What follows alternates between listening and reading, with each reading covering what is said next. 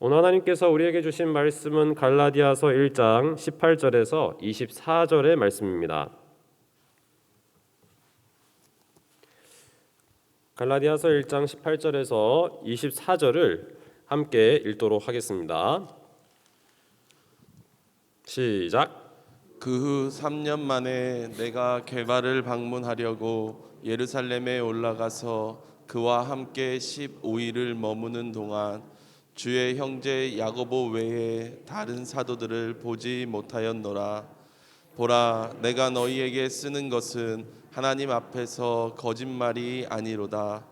그 후에 내가 수리아와 길리기아 지방에 이르렀으나 그리스도 안에 있는 유대의 교회들이 나를 얼굴로는 알지 못하고 다만 우리를 박해하던 자가 전에 멸하려던 그 믿음을 지금 전한다 함을 듣고 나로 말미암아 하나님께 영광을 돌리니라. 아멘. 아멘. 오늘은 제목이 주님께 영광이라고 제목을 붙여보았는데요. 찐부름 5번째 시간입니다. 우리는 누구인가? 우리는 하나님께서 우리를 부르셨다. 그분은 누구인가? 우리를 대속해 주신 예수 그리스도시다. 그리고 짝퉁 잘못된 것들은 다 우리가 진리의 길을 걸어갈 때 분별이 되어지게 되고, 그리고 그 복음 가운데 살아가면서 하나님의 은혜다, 모든 것이 그 은혜로 살아가는 존재다. 이렇게 어제까지 우리의 부름에 대해서 생각해 보았습니다. 자, 그러면 오늘 이 찐부름 5번째, 우리를 부르신 하나님께서 우리를 통하여서 이루기 원하시는 것이 무엇인가? 자, 이것이 이제 첫째 날하고는 어제가 연결되고 둘째 날하고는 오늘이 연결됩니다. 첫째 날에 나왔었던 우리는 누구인가? 여기에서 우리는 하나님의 은혜 가운데 있는 것이다. 이것을 다시 확인할 수가 있고요. 둘째 날, 그분은 누구신가?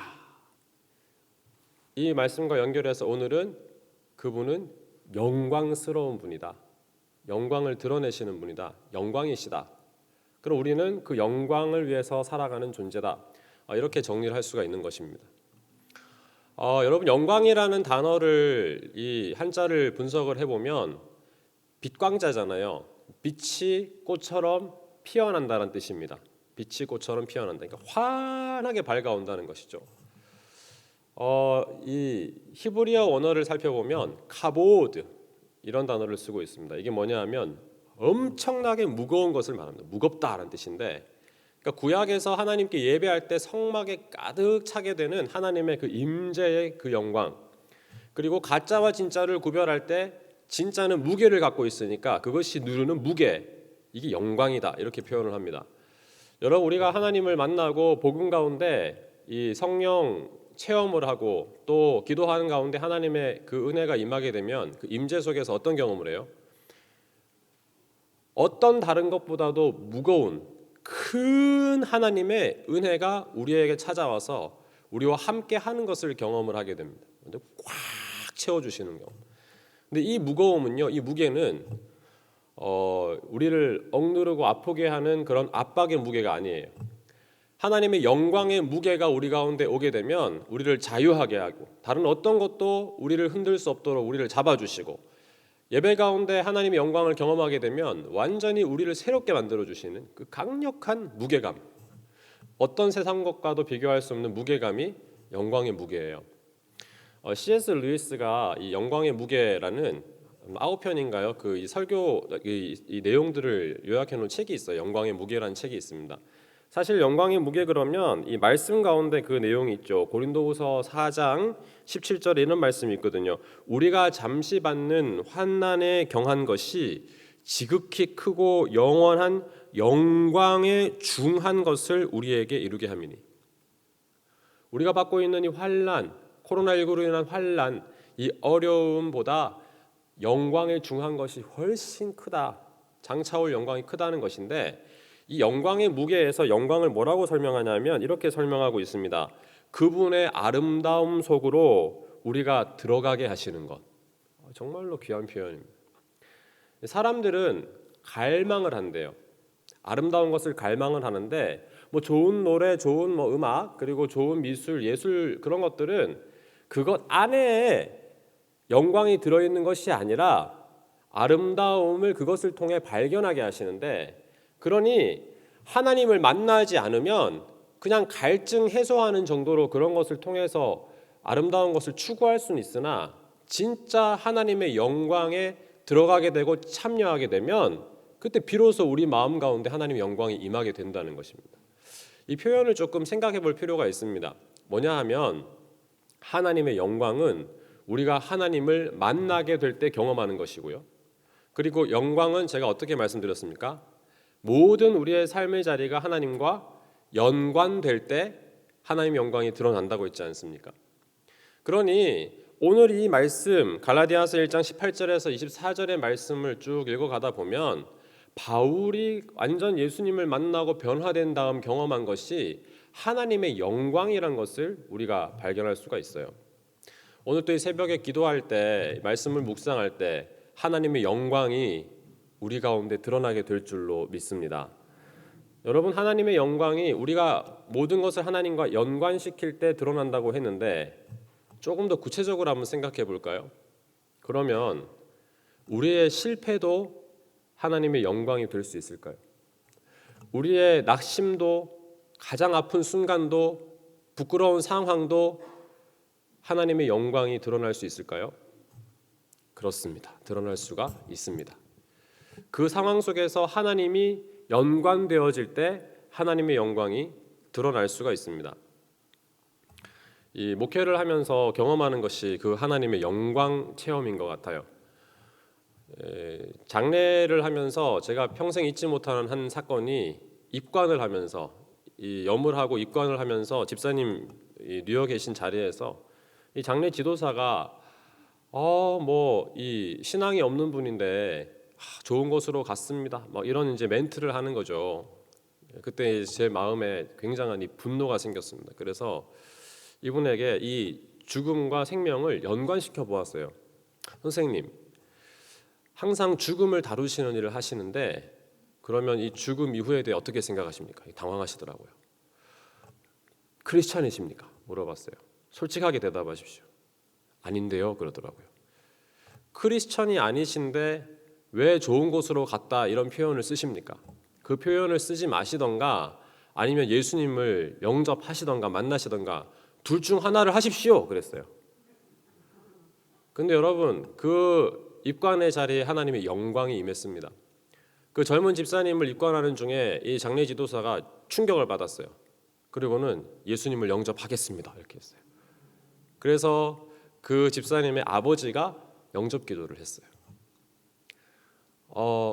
죽음이라는 상황, 인간의 가장 슬픔의 현장 속에서도 하나님의 영광이 드러나는 것을 예수 믿는 우리의 가족들이 드리는 장례 예식 속에서도 경험합니다.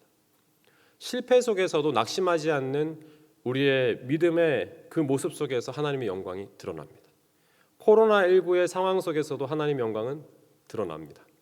하나님의 영광은 모든 상황 속에서 하나님을 연관시킬 때 반드시 드러납니다. 오늘 또 우리 영광교회 성도들에게 하나님의 영광이 드러날 줄로 믿습니다. 오늘 이 말씀을 조금 더 살펴보면 그 후 3년 만에 18절에 3년 만에 내가 게바를 방문하려고, 이 3년을 보통은 바울이 회심한 다음 다메섹 그 도상에서 예수님을 만난 다음 회심한 다음부터 3년으로 보통 봅니다. 어떻든 이 아라비아에서 훈련을 받고 연단을 받으면서 3년이 지나서 게바 즉 베드로를 방문하려고 예루살렘으로 왔습니다. 방문이란 단어가 너무 재밌어요. 베드로 게바에게 무엇인가 배우려고, 보고하려고가 아니고 만나려고, 즉 하나님이 이미 이방인의 사도로 부르신 이 바울이 3년간 영적인 훈련과 담금질 속에서 베드로와 함께 그 은혜와 사랑을 함께 나눌 수 있는 그런 경지에 이른 것입니다. 그 상태에서 방문했다는 것이죠. 왜 이런 표현들을 자세하게 쓰냐 하면 복음을 변질시킨 수많은 이 유대인들을 향하여, 핍박하고 있는 그들을 향하여 내가 하나님의 사도가 된 것은, 내가 영적으로 새로워지고 그리고 이방인의 사도가 된 것은 게바를 통해서가 아니다. 나는 온전히 주님 안에서 하나님의 은혜 가운데 된 것이다. 이것을 보여주기 위해 이 표현들을 쓰는 것이거든요.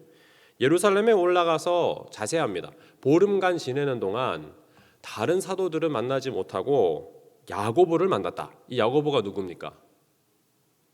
예수님의 형제입니다. 여러분이 말씀을 가만히 생각해 보면 놀랍습니다. 베드로도요, 야고보도요, 사도행전 2장에 나오는 성령 강림 그 사건의 현장 속에서 완전히 변화가 일어났어요. 이게 놀라운 장면입니다. 그러니까 그 전에 예수님의 형제였음에도 불구하고 예수님 주님으로 인정하지 못한, 그리스도를 인정하지 못하던 이 야고보도, 그리고 예수님을 보고 숨어서 도망갔던 베드로도 성령의 강림을 경험하고 복음 가운데 하나님의 영광을 경험한 다음에, 바람 같은 불 같은 성령의 역사를 경험한 다음에 완전 새 사람이 됐잖아요. 복음 안에서. 그렇게 변화된 베드로와, 물론 나중에 이제 좀 실수를 합니다. 이제 다음에 살펴보게 되는데, 그리고 형제 야고보를 만난 거죠. 3년입니다. 여러분 3년 그럼 어떤 생각이 드십니까? 예수님께서 공생애를 하시면서 제자들을 훈련하신 시간. 그런데 하나님께서 바울을 그 광야에서의 3년의 시간을 통해서 훈련하셨음을 보게 됩니다. 이 놀라운 장면이에요. 그리고 나서 20절 이하의 말씀 보면 이렇게 나옵니다. 보라, 내가 너희에게 쓰는 것은 하나님 앞에서 거짓말이 아니로다.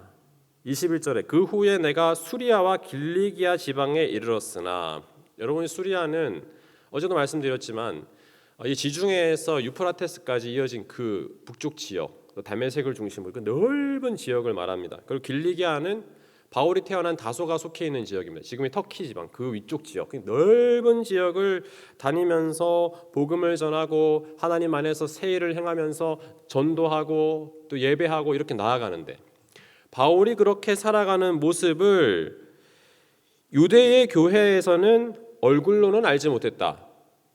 여러분 이 22절에 나오는 유대의 교회라는 표현을 보실 때 가슴이 뛰지 않습니까? 하나님께서 역사를 이루어 가시면서 이미 유대 교회들이 세워지는 거예요. 근데 그 교회들에서 아직 바울을 얼굴로 대면하여 만난 적은 없어요. 그런데 소식을 듣게 됩니다. 예전에 핍박하는데 앞장섰던 바울이 완전 새 사람이 되어서 하나님의 일을 하고 있습니다. 이런 소식을 듣는 거죠. 좀 재밌게 풀어볼까 이런 겁니다. 유대의 교회들이 광고 시간이 되었습니다. 자, 광고하겠습니다. 오늘은 특별한 광고를 하겠습니다. 여러분, 하나님께서 역사하셔서 그 다메섹, 우리가 지난번 중보기도 하지 않았습니까? 그 다메섹에 하나님을 믿는 사람을 박해하려 가던, 죽이려고 하던 그 바울이 변화가 되었습니다. 수근수근 하는 거죠. 그리고 또 광고가 되는 겁니다. 지금 3년이 지나 지금 복음을 전하면서 놀라운 일들을 행하고 있습니다. 얼굴을 보지는 못했으나 전에 우리를 박해하던 그 바울이 믿음을 전한다 함을 듣고 나로 말미암아 하나님께 어떻게 했다고요? 영광을 돌리니라. 사랑하는 성도 여러분, 오늘 기도할 때 이 24절에 나와 있는 나로 말미암아 하나님께 영광을 돌리니라는 고백이 우리의 자녀들 가운데, 우리의 가정 가운데, 우리 영광의 성도들 가운데도 일어나게 될 줄로 믿습니다. 하나님의 영광이 드러나는 것입니다. 자, 조금 더 들어가 볼까요? 모든 것을 하나님과 연관시킬 때 영광이 드러난다고 했는데요. 그러면 좀 전에 말씀드린 것처럼 어떤 상황, 슬픔과 아픔의 상황도 하나님의 영광이 드러날 수 있다고 한다면, 그렇다면 여러분, 진짜 더 큰 하나님의 영광은 어떠할 때 드러나게 될까요? 24절에 나로 말미암아 하나님께 영광을 돌리니라를 한번 우리에게 적용해 보겠습니다. 세상 사람들이 우리를 볼 때 우리를 통하여 하나님을 연관시킬 수 있게 되면 하나님의 영광이 드러납니다. 이것이 우리의 삶의 존재 이유예요. 하나님의 영광이 우리를 통해 드러난다. 영광을 조금 더 요약해서 설명하면 어떤 상황에서도 하나님과 연관될 때 하나님의 영광이 드러나는데, 하나님을 믿는 우리 영광의 성도들이 오늘 기도하고 살아가는 삶의 자리에서 사람들이 우리를 볼 때 하나님을 기억하게 한다면 하나님의 영광이 드러나요. 이것이 우리의 기도의 제목이 되어야 합니다. 형제의 모습 속에 보이는 하나님 형상 아름다워라. 존귀한 주의 자녀 됐으니 사랑하며 섬기리. 이것입니다. 우리의 모습 속에 보이는 하나님의 형상 아름다워라. 여러분, 고린도후서 4장 6절에 뭐라고 나와 있습니까? 어두운 데에 빛이 빛이라 말씀하셨던 그 하나님께서 예수 그리스도의 얼굴에 있는 하나님의 영광을 아는 빛을 우리 마음에 비추셨느니라. 우리의 기도 제목이 하나님, 누군가 우리를 볼 때 하나님을 연관시킬 수 있도록 인도하여 주옵소서. 주님께 영광 돌리는 우리 모든 성도들이 다 되시기를 바랍니다. 말씀을 정리를 하면서 조금만 더 생각해 보겠습니다. 그렇다면 그 하나님의 영광이 우리를 통해 하나님이 연관될 때 드러난다고 했는데, 우리 속에 어떤 일이 일어날 때 하나님의 영광이 드러나게 될까요? 하나밖에 없습니다. 예수 그리스도를 깊이 만나고 묵상하고 경험할 때 하나님의 영광이 임합니다. 복음이 임하면 영광이 드러나요. 이게 핵심입니다. 성령을 아는 지식이라는 책이 있습니다. 근데 이 책을 보면 참 놀라운 사실을 한 가지 보여주고 있습니다. 성령은 예수 그리스도를 만날 때 임하는 영이며 예수 그리스도를 변호하는 영이고 예수 그리스도와 함께하는 영이다. 우리가 성령 충만 구해서 얻는 것이 아니고 예수님을 만날 때 예수의 죽으심과 부활하심이 나의 사건으로 경험되고 그것이 은혜로 경험되게 될 때 그때 임하는 영이 성령이거든요. 여러분, 어떤 상황에서도, 자, 그렇다면 이제 이게 키예요. 어떤 상황에서도, 심지어 실패의 자리에서도 무엇을 기억하라고요? 예수 그리스도의 복음을 기억해라. 내가 목회자로서, 또 항존직으로서, 교회의 성도로서, 셀리더로서, 또 세론으로서, 가족의 구성원으로서, 또 직장인으로서 살아가는 삶의 자리에서 나를 드러내는 것이 아니라 예수 그리스도를 깊이 묵상하고 그분의 말씀 가운데 그분을 예배하면서 하나님의 영광을 구할 때 성령의 역사가 드러나는 것입니다. 영광이 드러나요. 여러분, 오늘 이 말씀 정말 귀한 말씀입니다. 우리의 삶의 존재의 목적은 하나님을 영화롭게 하는 것이 아닙니까? 우리가 오늘 기도하며 나아갈 때 우리를 볼 때 어떤 상황에서도 하나님을 바라보는 우리를 통해 하나님께서 영광 받으시기를 원합니다. 그래야 이따가 부를 찬양인데요. 당신은 영광의 왕, 당신은 평강의 왕, 당신은 진정한 주인이십니다. 우리가 그분을 찬양하면서 그분에게 집중하게 될 때, 그분을 바라보고 기도할 때 하나님께서 우리를 통하여서 영광 받으실 일들을 이루어 주실 줄로 믿습니다. 그것이 우리의 소망이고 기쁨이고 하나님을 바라보며 그분을 영광스럽게 하는 것이 성도의 본분인 줄로 믿습니다.